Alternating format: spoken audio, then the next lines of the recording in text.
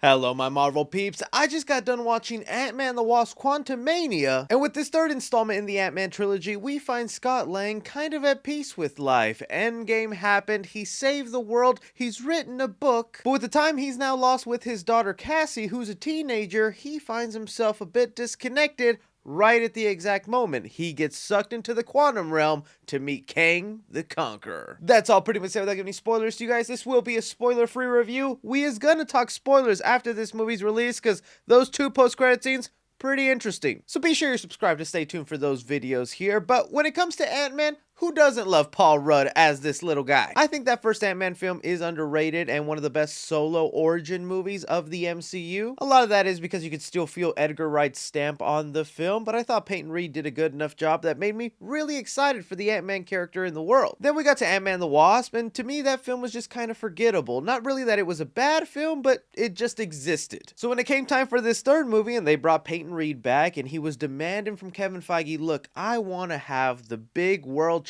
event movie that leads us on into a new phase, Feige gifted him that and gave him Kang the Conqueror here, a man who's said to be the villain for one of the next Avenger movies, Kang Dynasty. That and it being the start of Phase 5, walking out of it, I enjoyed my time. I do think this is a fun movie, but it's got some holes, physically and metaphorically. Starting things off with the stuff that worked for me in this movie is, for one, the exploration of the quantum realm. It is going to be a unique, twisty, and wacky ride once you finally get to explore the quantum realm here. Before I saw the movie, I saw a lot of early reviews mentioning that it gave off Star Wars vibes, and I found it so interesting people were calling an Ant-Man movie a Star Wars film, but that really is what it feels like once you get down to the quantum realm. It's a whole vast universe down there with all these creatures and their planets and their own ways of life. I totally get the Star Wars comparisons, but I wouldn't even say it feels like an alien race. You can very much feel the inspiration of microbiology in some of these organisms. There's some people down there that look like regular old humans, but then you get to the way their machinery works, their buildings, and other GUI specific life forms, and I don't think it's really anything we've seen before. Some might find it a little too wacky and out there. For me, it actually kind of worked, and I found it to be a fun aspect of the movie. I was also pretty happy with the relationship between Paul Rudd and Cassie Lang. You've seen it in the trailers. Cassie has her own suit, and she even goes to jail at one point just because she's trying to be like what her dad was early on in the Ant-Man movies, fighting for the little guy, showing up at protests, trying to make a difference in the world, and sometimes it rubs other people the wrong way. When I first saw that in the trailers, I remember that catching me off guard, like, oh, I love Cassie. I don't want to see her behind bars, a troubled kid. And then having her relationship with her father kind of rocky, that kind of ruins things for me. But in the context of the movie, I actually love the way they pulled it off. Cassie's trying to take inspiration from her father, make change, be a hero of the world, and she even puts her dad kind of in the corner and says, look, after Endgame, all you've done is write a book. What else have you done for the world, Dad? You went to jail at one point, Dad, because you were fighting for the cause. Where's that person now? And just like that, I completely was on board for what they were doing here. There are some missteps with Cassie, though, but I'll get that into my negatives. When it comes to the visual effects of the film, it's kind of hard to compliment it because early on, when you first get into the quantum realm, it's very noticeable, some of these changes. You can tell these characters are on sound stages or that new LED technology where they're in front of a screen, where I guess some directors are still really trying to work on how to frame that, where it just doesn't look odd. The movie definitely wasn't beating the Spy Kids 3D allegations. It definitely felt like that at times. However, I think once you get to like the halfway point, there's some other grander visual effects that go on that look really good. So you'll definitely have your preferences and moments of visual effects you think look fantastic, and others you're like, okay, what's going on here? Nevertheless, the best thing about this movie by far is Jonathan Majors as Kang. Holy freaking God, I can't wait to see more of this man. Leading up to this movie, I would still get comments from people saying, oh, I don't know about this guy being the new Thanos, the big threat for the Avengers. I didn't really like him in Loki. I think people don't get that that version of Kang that you saw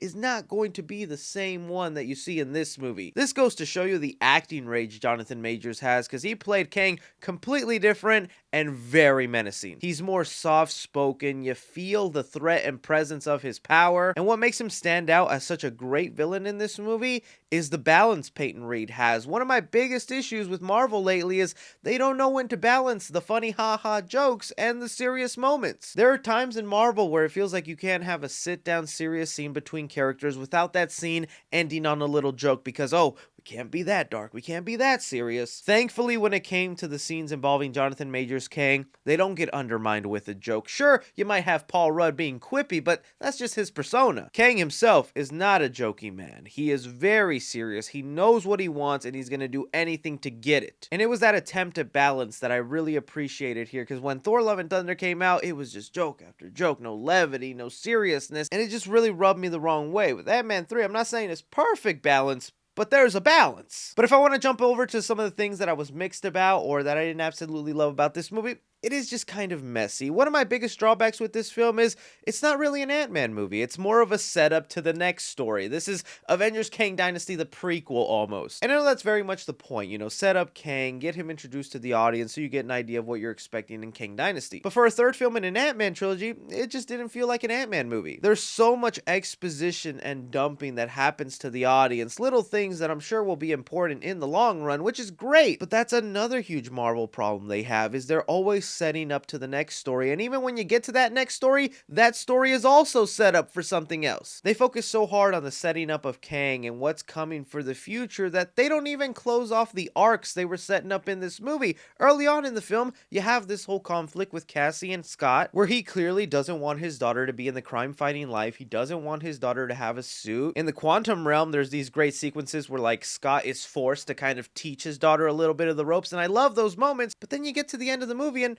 we never really resolved that arc. You're still unsure if he's okay with her crime fighting. Is he going to take away her suit? Did they come to a conclusion of why he's accepting of it or against it? And if their arcs didn't get closed off, then don't even expect any development from Hope, Hank, or Janet. Especially Hope, man. I feel really bad for Wasp fans right here, because she was very much sidelined. She just kind of pops up when she needs to be in this movie. Fantastic suit in this film, though, I will say that. But at times it felt like Wasp was just there. When we get to the MODOK stuff, oh, this is going to be one of the interesting parts of the film.